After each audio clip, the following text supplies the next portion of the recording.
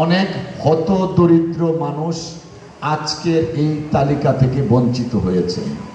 আমি তাদের প্রতি দুঃখ প্রকাশ করছি এবং এই না পাওয়ার ব্যথাটার জন্য আমি নিজে অত্যন্ত লজ্জিতও বটে।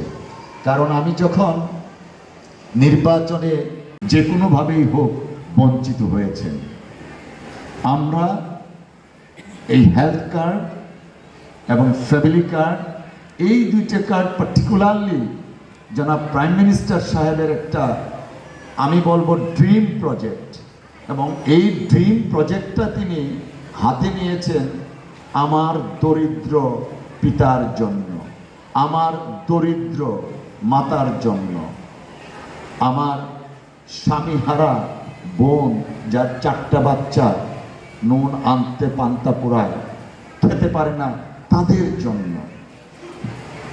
দয়া আমাদের এই কলমাকান্দায় না, সারা বাংলাদেশের যে কোনো জায়গায় এই প্রকল্পগুলো যখন চালু হবে বা কন্টিনিউ থাকবে, তখন আপনারা ঝুপড়ি ঘরটাতে আগে যাবেন।